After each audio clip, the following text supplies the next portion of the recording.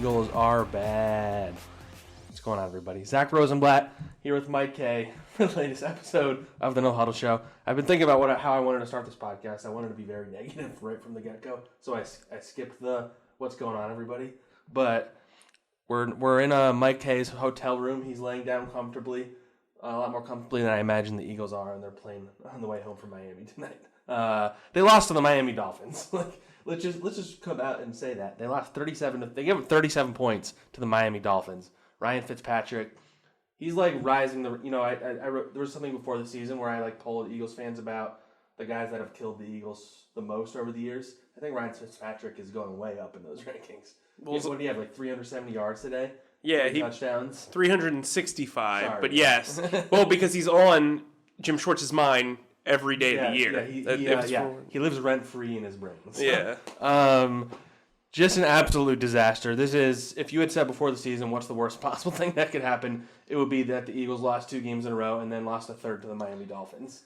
It could have gone. They could have less than 5 wins. That would be worse, of course. But this is just, they're a bad football team right now. I don't have any there's you've tried to play devil's advocate, understandably, and saying they still can do this and this. You did say can, you didn't say they will, which I think is important to note. But the idea that they were going to win 5 games in a row at the end of the season is just clearly a ludicrous concept. Correct. Yes. And the fact that people think that, I don't think anybody thinks it now, but 4 games is a stretch also. I'm going to say this, and I'm going to go out on, I don't know if I'm going out on a limb here, but this is more disappointing than the Dream Team season, because this really seemed like this team had a really good foundation. They added some key elements that could enhance those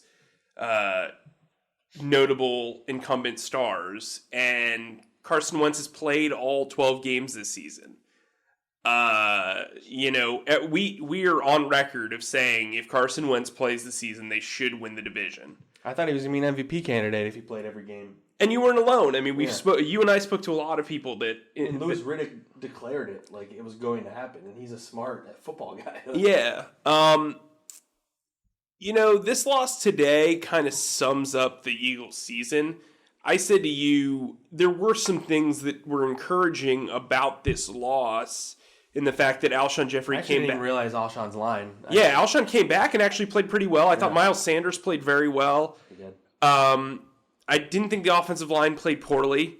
Relative to how they played the last couple weeks, they still played the run really well. Look, there's always something that you could say, well, they did this, but they've never been able to put anything... It's painting lipstick on a pig. Right, and somebody asked Carson Wentz after the game if it's just the offense and defense don't know when to click at the same time, and Carson was like, probably. That's it. We've talked about that since the beginning of last season.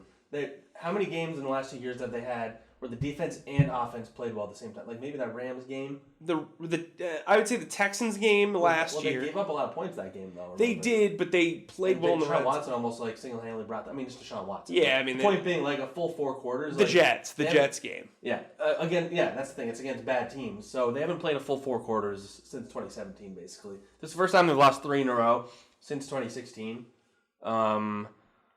At this point, it feels like they could go 7-9, which is what they went in 2016, right? Yep.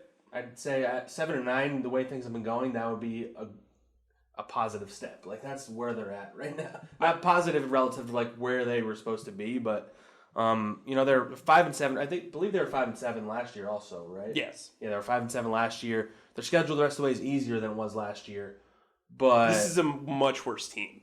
In my opinion. You mean the Eagles are? Yeah, currently... Which is crazy to say, because, before the season, we were on the train that this is one of the most talented rosters in the NFL. And you know what? I think almost everybody's back now. I think a lot of people can't escape the Nick Foles-Carson Wentz debate. We're not having that debate right now. Foles was terrible today. Yeah, Foles got benched in Jacksonville. Yeah. But I do think that there are certain elements of this run that are just not going to happen. Because of the change at quarterback, because there are changed parts. You don't have that miracle rhythm that Nick Foles was able to find the past 2 years. this team seems to be a team that has good moments but can't close. Like they or it started out the season they can't start, and now it's they can't close. Right. Because if you look at all their losses outside of the Cowboys game, they've lost by 8 points or less. So it's like they've been in position to win games. They were in position to win the Falcons game. They were in the position to win the Lions game. They were in the position to win the Patriots and the Seahawks games. They were in the position to win this game.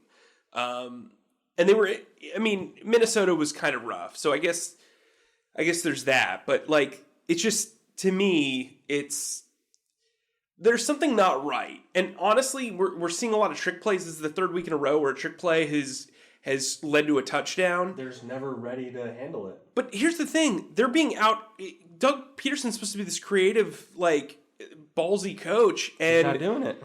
And honestly, every other coach that they've played this year has taken more risks and been more creative. So it's one of those things where it's like they're getting turned on their head a little bit, if that makes sense. Weirdly, the big problem for Doug for the first half of this year and almost all of last year was he wasn't creative at the beginning of games, and then he'd figure it out. And it's kind of gone the reverse over these last 5 weeks, where they're doing really well actually at the start of games. They've taken leads a few times now. Like they did against the Patriots too, didn't they? Like 10-0, I believe. Mm-hmm. This game they were up 28-14, 10-0 to start, and then again he stops running the ball. Wentz. It's like we'll get to Wentz later. It was an interesting game for him, I think. But let's do a little good, bad, and ugly, but we'll go in reverse since there's more bad than good. Let's start with the ugly. You mentioned that trick play. A punter threw a touchdown pass to a kicker in this game. Let's just. I don't think we need even to talk that much. It was a really clever play. They had like a weird formation. They had their special teams unit out there, obviously. And they just owned the Eagles on that play. Like, that's just... So, essentially... It was like a shovel pass. Right. The idea behind the play was you spread out the offensive line to where only Daniel Kilgore, the center, and the punter, Matt Houck, right? Were aligned up front in front of a lineman. And then you had 5 linemen on one side and 4 on the other, and so it spread things out, and the kicker was able to kind of like evade coverage. But the reason why the play worked is Kilgore basically blocked in space on a design rollout for the punter so that he could kind of drift, and the coverage unit kind of didn't know where anything was. Because you've on blocking field goal blocking groups, it's mostly defensive linemen, so they don't know how to cover appropriately, and the kicker got lost in the shuffle. Yeah, that's not even remotely the worst thing that happened today, but that is ugly. But DeVante Parker just absolutely owned Jalen Mills and Ronald Darby. Yeah, it was something started else. Early, it was the first one. Darby, it was going to be a tough play for him. Parker looked like an absolute he looked like Calvin Johnson today. They were throwing it up. He's what the Eagles wanted Alshon Jeffrey to be when they signed him. For sure. He had 7 catches, 159 yards, 2 touchdowns. A few of them were on Ronald Darby. A few of them were on Jalen Mills. Ron Darby opened the game with an interception, and you felt like the Eagles were about to blow out the Dolphins. Yeah. He scored off of that.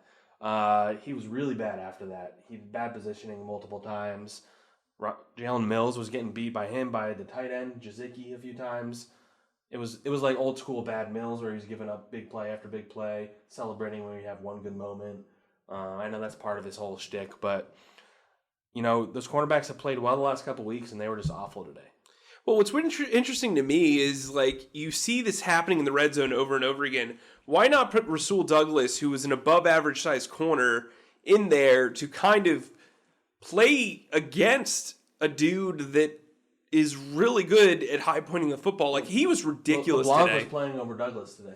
Yeah, which makes sense because if you're going to play dime, having 2 guys that can play the nickel position inside as opposed to forcing Jalen Mills inside makes sense. I get it, but I also, at the same time, Douglas has been out there and LeBlanc hasn't played. Correct, yeah. Last year. But yeah. I don't think that was the issue in this game. Yeah, but to your point about Douglas not playing, yeah. But yeah, so that was pretty ugly. Zach Ertz had another one of his he seems to always be the one who's showing the most emotion in the locker room after. I don't know if it ever amounts to anything, but he had a bad game. He had a bad drop that made it so Jake Elliott was attempting a 49-yard field goal as opposed to something a little bit closer. Mm-hmm. He might have even been able to get a touchdown on that drive. It would have been a first down. He just straight up dropped it. That's not the only problem they had in this game, but you need your best offensive weapon to catch that. Sure. I mean, he battled a hamstring injury. There are reports out there that he was on the closer side of doubtful. I spoke to a source close to the situation that said, he's going to give it a go. Like, that was pretty much it. Like, that it seemed like a Hail Mary in its own right. It was a bad game for him. Yeah. And the other ugly, I would say, would be the lack of discipline, just especially on defense. Yeah. Penalties were so bad. 10 penalties. He had 2 roughing the passer penalties. One of them led to a touchdown. Jalen Mills had 2 pass interferences, which both were costly. I think they scored on both of them. They did. Let me think. There was a couple false starts and holding on offense. Matt Collins had a bad holding. Jason Peters had a bad false start, I believe. So did Goddard. Goddard had one that we thought was Peters because of the way he reacted. That was bad. And just like generally the defense, as a result of a lot of that, honestly, they gave up touchdowns on 5 straight possessions to one of the worst offenses in the NFL. I mean, when you give up 10 penalties for 91 yards, you're going to lose a game. Like, it's just, that's so much and extra yardage. The problem in all their losses has been and that falls on Doug Peterson, that falls on Jim Schwartz. Well, and I think if you look at the Dolphins were like 5 of 12 on third down and still able to move the ball because a lot of those penalties happened on third down, at least from the defensive side. Look, that is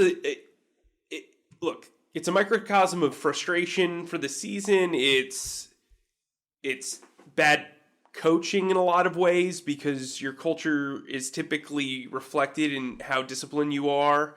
But yeah, man, this was an overall embarrassing loss. And I mean, what are some other bad? Because those are all the ugly ones. Carson had the second half he wasn't as good. Yeah, he wasn't. Well, I mean, he didn't start off that great. Yeah. Well, so he threw a touchdown early in the third quarter, and I think I wrote it down. He from that point for almost a little more than a full quarter, he had only completed 5 of 10 passes for like 45 yards. And then he again, like he does almost every week, he like juiced it a little bit on the last 2 drives, where he had a few really like that's the thing with Carson again. He has a few impressive throws where you're like okay, and then he has a few where he sails it over Nelson Aguilar's head or. He completely forces it into an area where there's 3 corners. So one of the ugly moments was the last scoring drive that they had where they were forced to take a field goal as opposed to go for a touchdown. Wentz held the ball on second down for what seemed like forever, and he was brought down and sacked and fumbled, but he recovered it. That was rough. His pocket awareness is something that needs to be discussed in depth with him. I've seen other people bring this up. Like, not having elite pocket awareness doesn't make you a bad quarterback, but it's definitely something he needs to work on. That's a clear deficiency that he has shown this year. And so, look, Carson Wentz owns a part of the blame pie in this game and in most losses. How big that slice is, you determine that on basically what he did. The amount of backpedaling and defensiveness for Carson last week for like his wide receivers running different routes and blah, blah, blah, blah. He was bad last week. He wasn't bad this week, but he certainly wasn't good enough to give them a chance to really own this game. That's the thing. They should win when they score 31 points. Right, yeah, sure. But the reality is you have to look at how the game ended, and it's another game where he wasn't able to bring them back in the fourth quarter. Realistically, they should win when the defense is holding 4 straight teams to 17 or less points. That's the thing. It's the give and take where they can never have the 2 of them playing well at the same time. Right. Here we can try and be positive for a little bit real quick here because there's not that much to be positive. Actually, another bad is that the pass rush was good in the first 2 quarters and then just completely disappeared. Josh Sweat had another good game. So good. Miles Sanders, 17 carries, 83 yards. They kind of stopped giving him the ball in the second half again. Yeah. Jeffrey, you mentioned, he had 9 catches for 137 and a touchdown. Arcega-Whiteside caught a touchdown. He wasn't really involved in the offense other than that. So, Miles Sanders had a career-high 83 rushing yards today. That was a career high? I didn't realize. Yeah, on 17 carries. He also had 22 yards on a career-high 5 receptions. And still felt like he was barely involved in the second half. Yeah, the first half, the touchdown, he was wide open, and that was a play where Wentz air-mailed it over him last week, and he found it to him this week. So, making those easy throws is important. J.J. didn't play as much as I thought he would. Only 2 carries for 9 yards. Goddard was pretty good. 6 catches, 66. Aguilar, he only caught 3 of 6, but there was 2 of his catches that were taken back by penalties. There was another one where Wentz completely missed him. He had anything that, and Aguilar, he had that one the catch and run. That's where it was called back because of a block. I think that was Matt Collins actually. Mm-hmm. And this is the rare game where you can't really blame Aguilar for anything. Yeah, I mean, the 2-point conversion, he tracked that ball really well. It was an impressive catch. It was a good throw by Carson. Look, again, I just think this is a season where nothing ever adds up properly. If you need to get 10 points, you're getting 8. You know what I mean?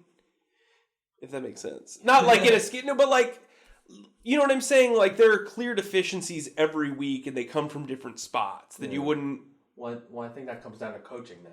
Yeah, absolutely. I think what I'm hearing is they're focusing on the thing they did bad the week before, but they're forgetting to focus on the thing they did well the week before. I think that's a terrific point. Yeah. I think there definitely needs to be some changes with this coaching staff. Let's say they win 4 straight games by some miracle, and they make the playoffs. There needs to be change. 9-7 for a team that was supposed to win the NFC is not good enough anyway. But they're not going to go 9-7. I think no matter what.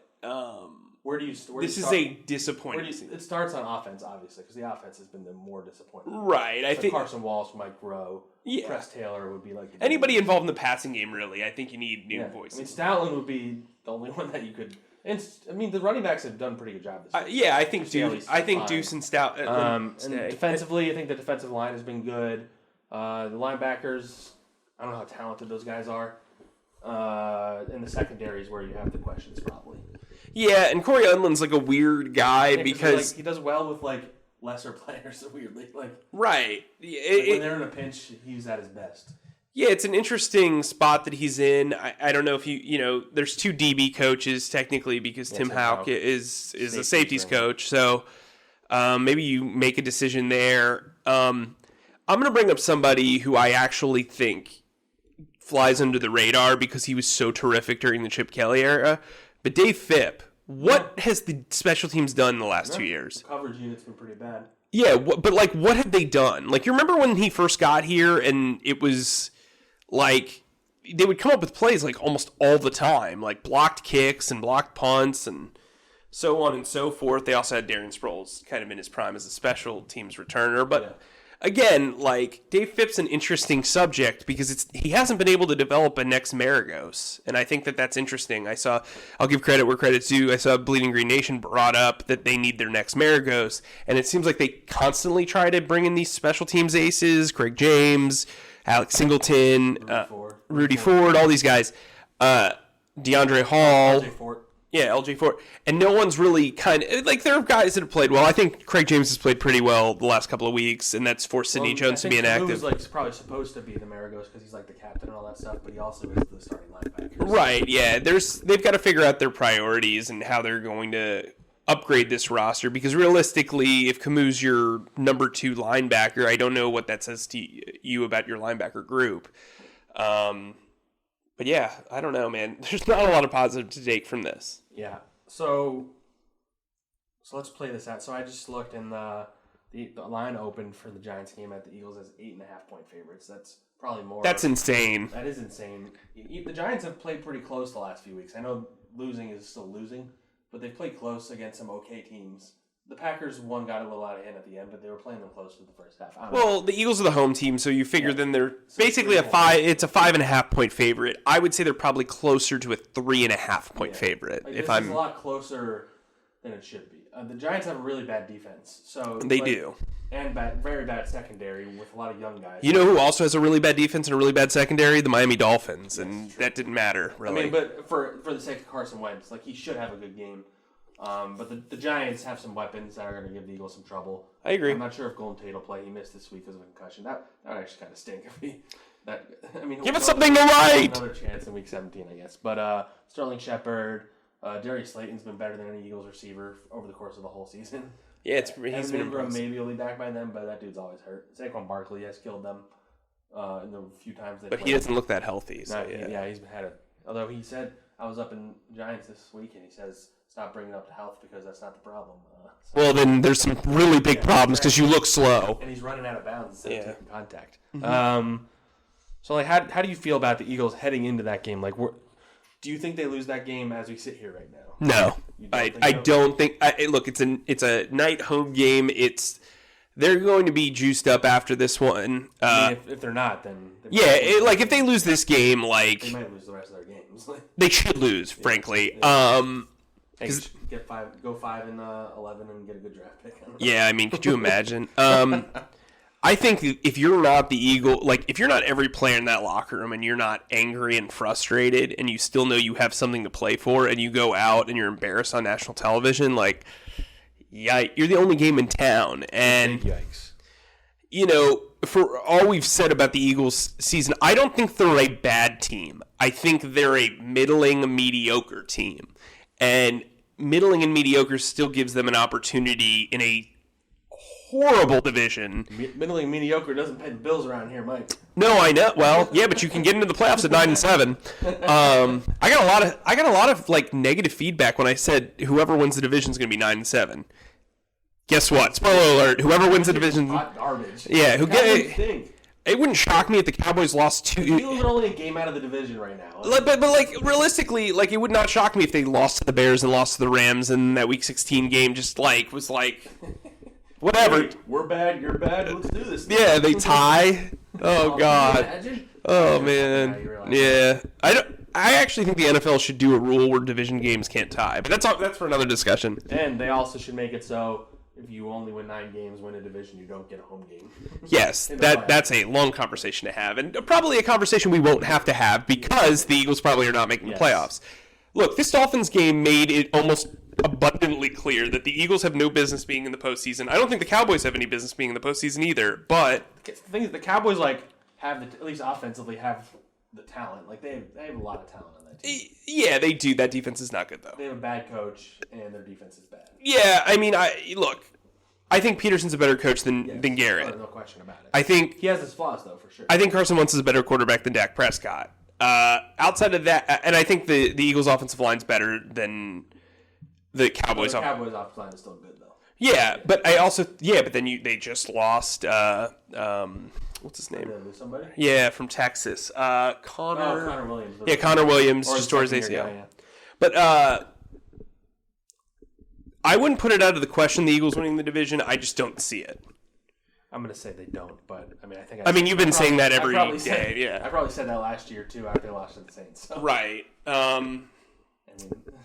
Realistically, this isn't. Look, Doug Peterson even said after the game. I wrote about this.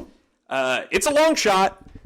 Yikes. And Carson Wentz, when I asked him about why anybody should believe that they can do it, he said, "Well, crazier things have happened." Like that's kind of. It's true. Last year was ridiculous. Instead of everything matters.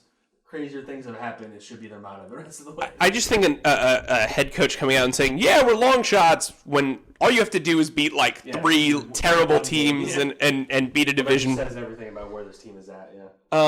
It was like a weird. So we haven't really talked that much about the locker room. It was like a weird locker room. Guys were like kind of upset, kind of mad. A bunch of leaders declined interview requests, which I think is a soft move, honestly, after a game like this. The guys that declined, well, you said Jason Kelce had to go see his mom. That's actually kind of a funny reason. I approve of that. But that's why you normally can't record the podcast at certain times. Jason Peters, Alshon Jeffrey, Nelson Aguilar. There was Fletcher. Did I say Fletcher Cox already? I think I did. And I think there was somebody else. They didn't talk. Malcolm Jenkins talked, but he was pretty upset. Even at the line of questioning, he wasn't in the best mood, I would say, and I understand that obviously. And it's just the biggest thing that these guys keep saying every week is we had a great week of practice. So what does a bad week of practice look like? let me talk to you about leadership, okay? I'm not going to go on too much of a diatribe here, but like at some point, so I asked Carson Wentz, and you were there for it. I know you don't want to point fingers, but how are you guys holding each other accountable? Like man to man, not like how are you holding yourself accountable? How are you guys calling each other out? Or right, and Carson basically didn't answer the question, and I think like that's a major problem. He didn't have to tell me, hey, yeah, we had this meeting where we go around the table and we say, hey, this is one thing you did wrong. I wasn't looking for that. I was looking for some semblance of, hey, we're self-aware. We need to be able to have those conversations. Instead of pointing fingers, we need to say, hey, offensive line, look, when this is happening, this is happening. Hey, this is what I'm seeing from you guys. This is what I'm, you know what I mean? Like, I don't think they need to point fingers to solve this problem, because that won't solve the problem. But I also think there needs to be some conversation and really some acknowledgement of how bad this team has been at times, especially in specific areas. Carson Wentz can talk until he's blue in the face about, hey, I see this in practice. Well, guess what? The practice isn't playing off in games. So if that's your hope, that's not really the reality of the situation. Well, maybe the problem is that this team is practicing against each other, and this team is not good. Cool. That's actually a really great point. And I think, when you talk about leadership, I don't really care that, I know this is probably against our jobs, but I don't really care about like Fletcher Cox declining an interview. I don't think that has anything to do with his leadership capability. I wasn't questioning his leadership. No, I know you're not. If anything, I actually think it means that he has something to say that he doesn't want to say. You know what I mean? And I think that's, if you have that mindset, that's not great either. Yeah. And that's not a really great show of leadership. Brandon Graham's somebody who's as consistent as possible when it comes to dialogue. And you know what? He acknowledges when there are shortcomings. He also stays optimistic. And I think Brandon Graham is a guy who is a true leader in that locker room. I don't know if his leadership is working, though, if that makes sense. I mean, he's like such a positive presence, and I imagine it's helpful to have him around in a time like this. I don't know. It could be a lot worse if he wasn't there, is what I would say. I agree. I think he's universally respected in that locker room. And I don't know how many guys right now are yelling messages of positivity around that locker room. And there aren't some. You can hear the grumblings. You don't even hear the words. You just hear. I mean, there was no Michael Bennett yelling in the locker room. Which, by the way, it cracked me up that he was the one that the dude joined them like 2 weeks ago, and he's yelling at people. Yeah, it's interesting. Well, you got a Super Bowl ring. You can say stuff, I guess. I mean, he's a great player still, but he's something else. So we can only be so negative for so long. We could probably end on that note. It's going to be a little different week schedule-wise because they do have a Monday night game. So we're not sure. Probably try and get you guys a midweek one on like Wednesday or Thursday. We'll get a preview pod in. And they have a Monday night game this week. That's our first Monday night of the year, right? Yeah, it's their only one.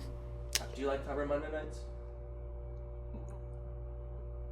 Because we do get to watch the Sunday games. We do, but it throws the schedule off. It does throw the schedule off. The next week's a little bit harder because you're kind of trying to catch up.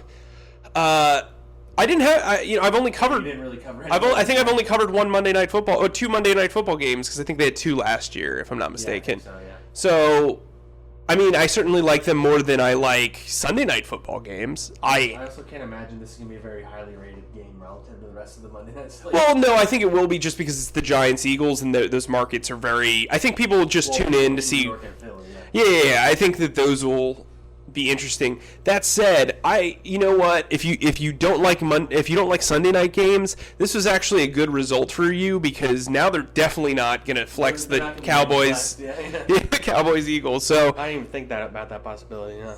Well, you know me, that I come from every angle. So yeah, look, if you're a member of like the Eagles fan base that really just wants this positivity, and you're not gonna get it here. No. Here, I'll offer this thought. Okay, they play a team twice who has a 2-10 record, who has a rookie who turns the ball over significantly more than Carson Wentz does. Doesn't have a good defense. When you look at the Redskins, they absolutely should beat the Giants. Yes. Right, with the Redskins, they beat the Panthers today, but the Panthers are terrible and probably going to fire Ron Rivera. I'd also say that if you're looking for positive there, their running game's whatever. They're not very good. This will come down to the Cowboys Week 16 game, in my opinion. I think the Eagles can run the table against the Giants, and I think they can beat the Redskins. This Cowboys game is going to be interesting. I know there's a segment of the fan base who says, you know what, they don't deserve to be in the playoffs. You don't know if you want to be embarrassed in the playoffs. I mean, if you can get the playoffs, you get to the playoffs. Yeah. That's a bad sentence. Yeah, if you can, but that's my point. Like, if you can get a ticket to the dance, you go to the dance because they've got some really great punch there. And so that was actually good. I like that. Yeah, thanks. I occasionally. For the sake of Carson Wentz, he needs to play. Yeah, Carson Wentz. This is a huge 4-game stretch for him. I know a lot of people get upset about certain journalists when they go out and say this is the biggest game of Carson Wentz's career, and it's like, but it really is. But like, and you hear it every single week. He's That's going. like, it's such a funny recurring joke. Do you think like? But how unbearable is the offseason going to be if he doesn't play in the playoffs? Well, the spin is he played all 16 games there, Zach. So because his birthday is like December 30th, I believe. If they don't make it this year, hypothetically they made it next year, he wouldn't have played in his first playoff game until he's 28 years old. Oh, jeez. Yeah. Well, also he's think older for like his year, but also think about it this way. So his rookie year, they went 7-9. He played all 16 games. If they go 7-9, yeah. Look, I'm not saying this team's failing because of Carson Wentz. You were trying to be positive, and we started going negative. No. So what I would say is this. I think we're going to learn a lot about Carson Wentz over the next month. The wide receivers are healthy again. Zach Ertz, I would imagine, after another week, might kind of regain his flash. And the team will be healthy going into the final, stretch because Jordan Howard's really the only guy that was an injured player that was inactive today. So that's positive. The Howard situation does not seem optimistic. Yeah, that's going to probably be like the main talk of our midweek show. But for right now, I just, if you're looking for positives, I think you can just see that this NFC East is an absolute dumpster fire. The Eagles have a shot. If you're really big on postseason football, they would have a home game. You just really want to see the Eagles play 5 more games this season for whatever reason. It'll probably be like the Seahawks or they will get trounced or somebody like that. But you know what? If you're an internal optimist and you really want to see this team make a playoff run, there's definitely a chance here. Zach is a lot more pessimistic about their chances than I am. We're both pessimistic, but like the level is pretty different. And I think they can do it. I just don't think they will, if that makes sense. I'm pessimistic for my life growing up in Philadelphia. Yeah, there you are. All right, we'll end on that note. Leave us some comments. We'll read them on the next episode. We'll be back on a regular schedule now that I'm not covering the Giants the rest of the way. Well, except for this week because the Monday night stuff. Touche. I'll be covering the Giants this week, actually. Yeah. From Philly. No, I was talking about the schedule because they're on Monday night. I technically am covering the Giants. Yeah. All right, but we'll end on that note. Thanks for listening to this podcast of positivity. Deuces!